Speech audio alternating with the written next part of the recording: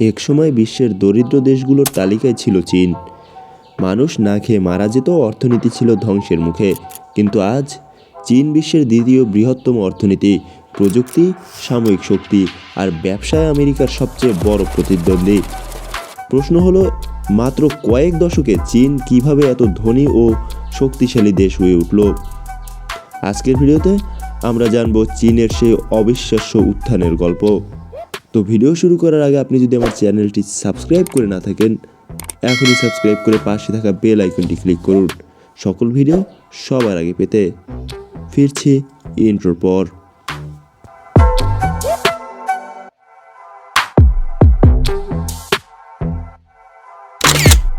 দরিদ্র চীনের গল্প। 1949 সালে চীন এক কমিউনিস্ট বিপ্লবের মাধ্যমে ক্ষমতায় আসেন মাও জেদং। চীনের অবস্থা ছিল ভয়াবহ। দেশে ছিল গৃহযুদ্ধ, দারিদ্র্য, দুর্ভিক্ষ আর বেকারত্ব। মাও জেদং চেয়েছিলেন দ্রুত শিল্পোন্নত দেশ বানাতে। তিনি গ্রেট লেপস ফরওয়ার্ড নামে বিশাল অর্থনৈতিক পরিকল্পনা শুরু করেন। পরিকল্পনা ভয়াবহভাবে ব্যর্থ হয়। খাদ্য সংকট দেখা দেয়, লাখ লাখ মানুষ মারা যায়। অনেক ইতিহাসবিদ মনে করেন এটি ছিল মানব ইতিহাসের সবথেকে ভয়াবহ দুর্ভিক্ষগুলোর একটি। এরপর আসে কালচারাল রেভলিউশন। দেশ জুড়ে বিশৃঙ্খলা শুরু হয়। শিক্ষা ব্যবস্থা, ব্যবসা, অর্থনীতি, চীনের সবকিছু পরিবর্তন হয়ে যায়। 1976 সালে মাও জেদং মারা যাওয়ার পর ক্ষমতায় আসেন দেং জিওপিং। এই মানুষটি মূলত আধুনিক চীনের স্থপতি। তিনি বুঝেছিলেন শুধু কমিউনিজম দিয়ে দেশকে ধনী করা সম্ভব নয়।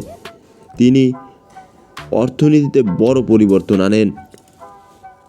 তিনি বিদেশি কোম্পানিগুলোকে চীনে বিনিয়োগের সুযোগ দেন। বিশেষ অর্থনৈতিক অঞ্চল বা স্পেশাল ইকোনমিক জোন তৈরি করেন, যেখানে কম ট্যাক্স, সহজ ব্যবসা এবং সস্তা শ্রমিকের সুবিধা দেওয়া হয়। ফলে কারখানা তৈরি করে কোম্পানি চীনের বিশ্বের কারখানায় পরিণত হওয়া। ধীরে ধীরে চীন হয়ে ওঠে ওয়ার্ল্ডস ফ্যাক্টরি। কারণ চীনের ছিল তিনটি বড় শক্তি, বিশাল জনসংখ্যা, চীনের কোটি কোটি মানুষ কম বেতনে কাজ করতে রাজি ছিল। ফলে উৎপাদন খরচ কমে যায়। কঠোর পরিশ্রমী জনগণ। চীনের মানুষ দীর্ঘ সময় কাজ করত। অনেক কারখানায় তো 12 থেকে 14 ঘন্টা পর্যন্ত কাজ হতো। সরকারের দীর্ঘমেয়াদী পরিকল্পনা। চীন শুধু আজকের কথা ভাবেনি, 20 থেকে 30 বছরের পরিকল্পনা নিয়ে কাজ করেছে। ফলে একসময় খেলনা থেকে শুরু করে মোবাইল, কম্পিউটার, গাড়ি সবকিছুই চীনে তৈরি হতে শুরু করে। আজ পৃথিবীর প্রতিটি দেশে মেড ইন চায়না লেখা পণ্য পাওয়া যায়। শিক্ষা ও প্রযুক্তিতে বিপ্লব। চীন শুধু শ্রমিক দেশ হয়ে থাকতে চায়নি, তারা বুঝেছিল ভবিষ্যৎ দখল করতে হলে প্রযুক্তিতে এগোতে হবে। তাই সরকার শিক্ষা খাতে বিশাল বিনিয়োগ শুরু করে। হাজার হাজার ছাত্রকে বিদেশে পড়াতে পাঠানো হয়। দেশে তৈরি করা হয় আধুনিক বিশ্ববিদ্যালয় ও গবেষণা কেন্দ্র। আজ চীন এআই, রোবোটিক্স, ইলেকট্রনিক্স, গাড়ি, 5G প্রযুক্তি এবং মহাকাশ গবেষণা বিশ্বের অন্যতম শক্তিশালী দেশ। Huawei official website, BYD official website, Alibaba official ওয়েবসাইটের মতো কোম্পানি এখন বিশ্বের বাজারে প্রতিযোগিতা করছে। অবকাঠামোর বিস্ময়। চীন রাস্তাঘাট, রেললাইন, বন্দর এবং শহর নির্মাণে বিপুল খরচ করেছে। আজ চীনে রয়েছে বিশ্বের সবচেয়ে বড় হাই স্পিড রেল নেটওয়ার্ক। গ্রামের সাথে শহরের যোগাযোগ উন্নত করা হয়েছে, ফলে ব্যবসা দ্রুত বৃদ্ধি পেয়েছে।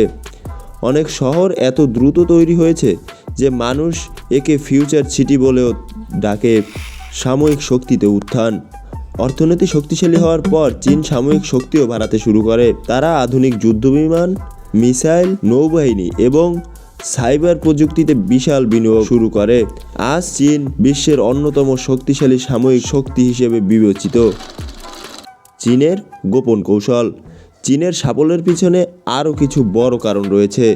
কঠোর সরকার ব্যবস্থা, দীর্ঘমেয়াদী পরিকল্পনা, দ্রুত সিদ্ধান্ত নেওয়া, বিশাল রপ্তানি ব্যবস্থা, প্রযুক্তি কপি করে পরে নিজের প্রযুক্তি তৈরি করা, জনগণের মধ্যে জাতীয়তাবোধ।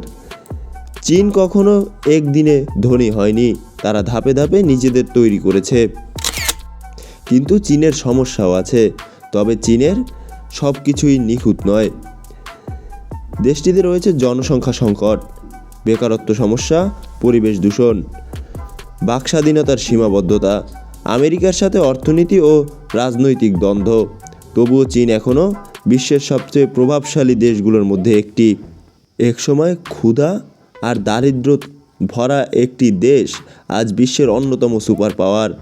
চীনের গল্প আমাদের শেখায় দীর্ঘমেয়াদী পরিকল্পনা, কঠোর পরিশ্রম এবং প্রযুক্তিতে বিনিয়োগ একটি দেশকে বদলে দিতে পারে। আপনার কি মনে হয় ভবিষ্যতে চীন কি আমেরিকাকে ছাড়িয়ে বিশ্বের 1 নম্বর শক্তি হতে পারবে? কমেন্টে আপনার মতামত জানান। ভিডিওটি ভালো লাগলে অবশ্যই ভিডিওটিতে একটি লাইক দিয়ে ভিডিওটি শেয়ার করে আমাদের সঙ্গেই থাকবেন। দেখা হবে পরবর্তী কোনো ভিডিওতে। ততক্ষণ পর্যন্ত সাবস্ক্রাইব করে সঙ্গেই থাকুন। আল্লাহ হাফেজ।